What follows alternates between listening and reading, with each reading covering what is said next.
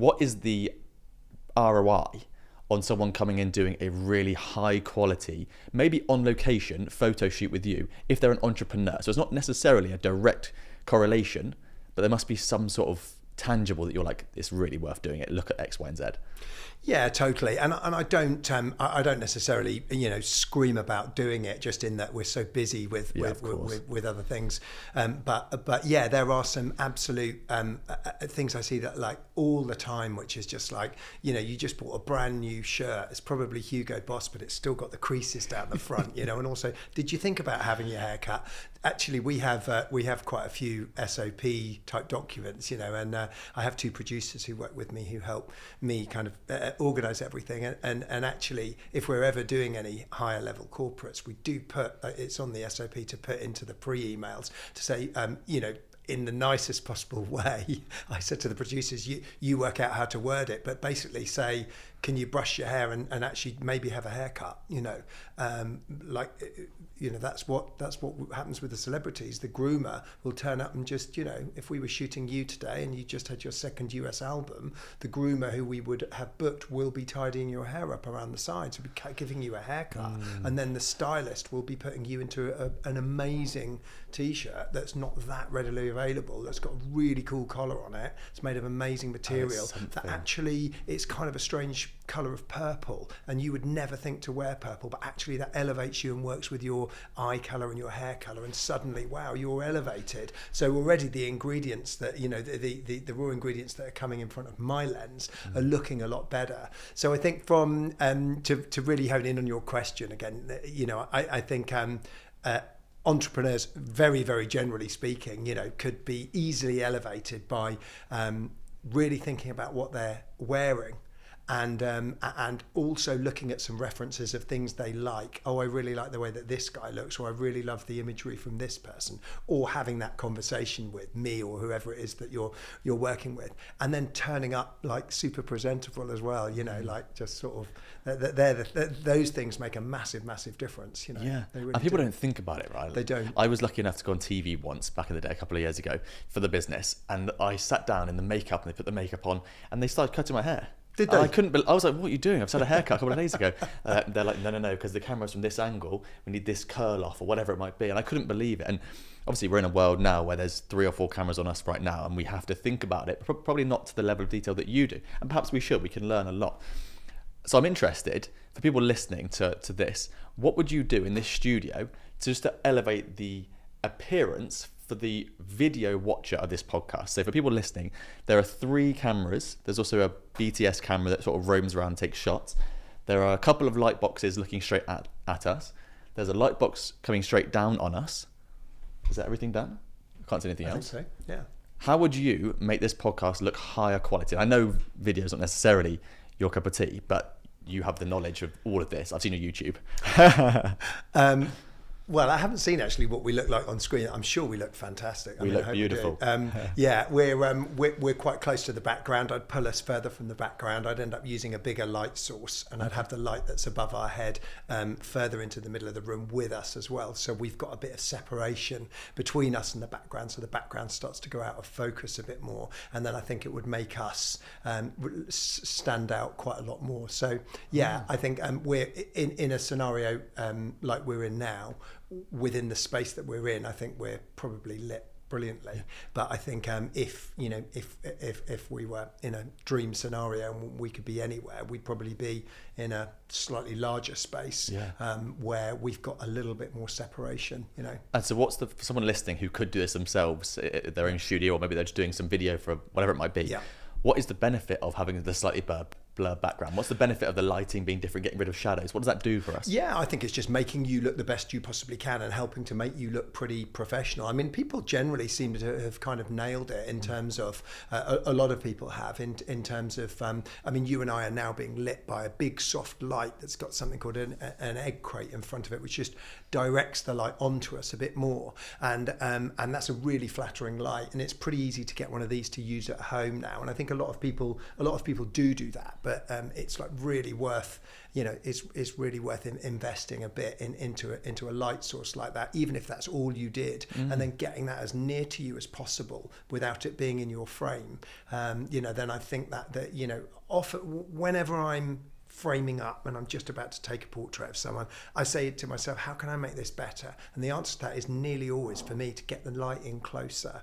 Light does some interesting things. It has a sweet spot. Every light has a sweet spot, and some of the lighting attachments we use have really specific sweet spots. So we're getting that light really into the perfect position. With these ones that are lighting us today, these kind of big soft light sources, there's less of a sweet spot, but there definitely still is. If we got these in closer to us when watching back, you'd be like, oh, we look kind of cool. So getting the light in as close as possible is nearly always a good thing. So I guess in this kind of scenario, the counter argument is we don't want to be jammed up against the wall, but when you're trying to get the best shot possible, you're going to do all these things, right? Of course. Anything. Absolutely. So you've touched on SOPs for shoots, which already in my mind is like, I'm trying to think about how we do it. So we move the cameras whenever we go to a new studio, try and get the over the shoulder shot.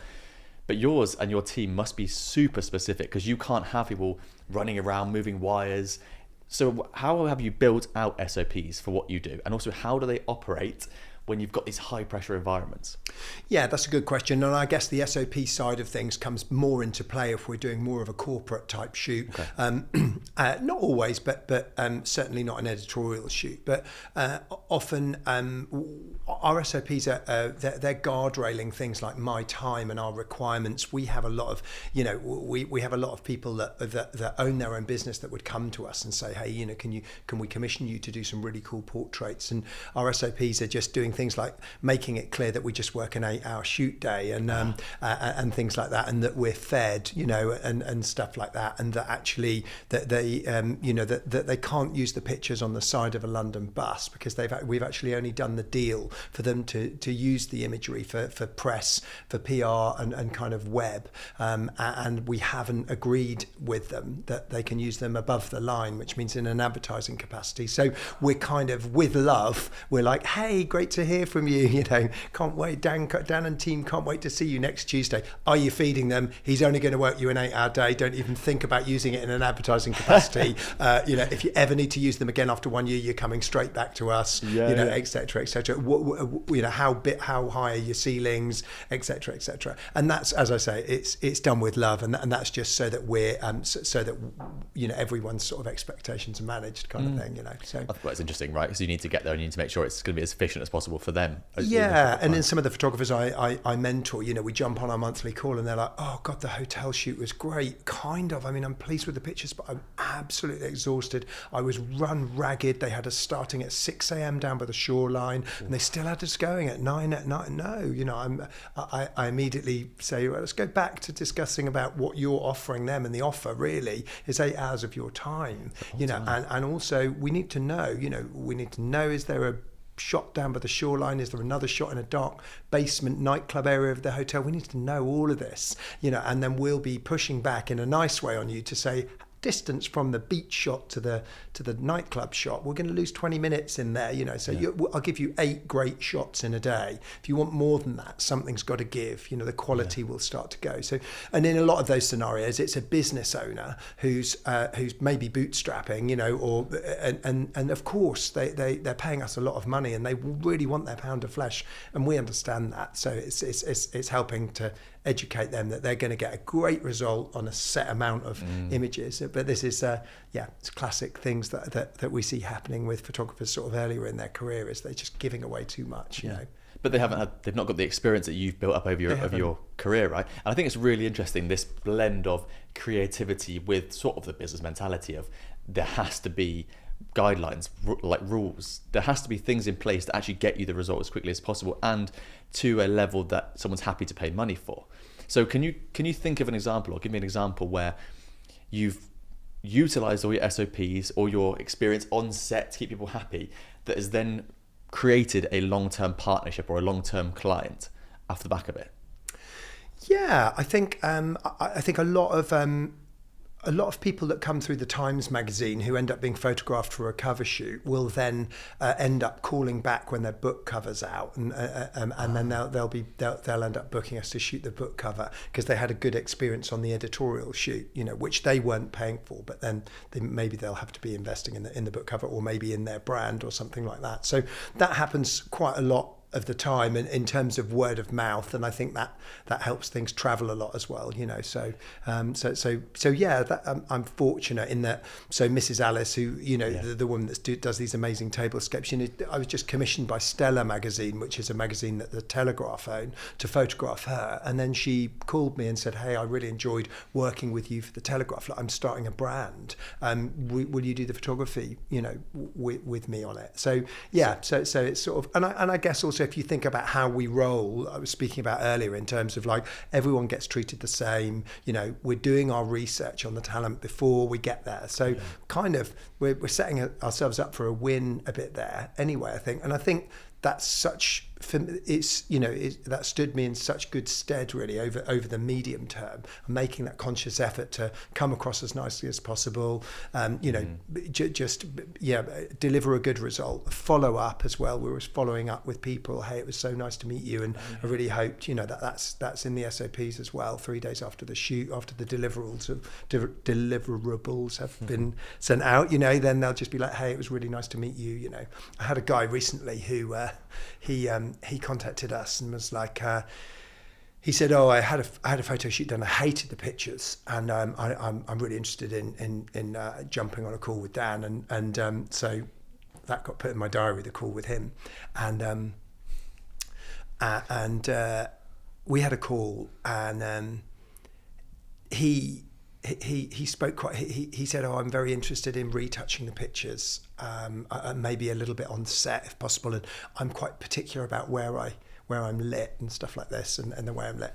And I got to the end of the call, and I just thought, I'm going to turn that down. That's got problem written all over it, you know. So we turned him down, and he was like, well, "What do you mean you're saying that?" No, you're not turning me down. What was it that I said that upset you? Oh, no. I was like saying to the producers, oh God, I just think it was a no. You know, it's just that this never happens, by the way.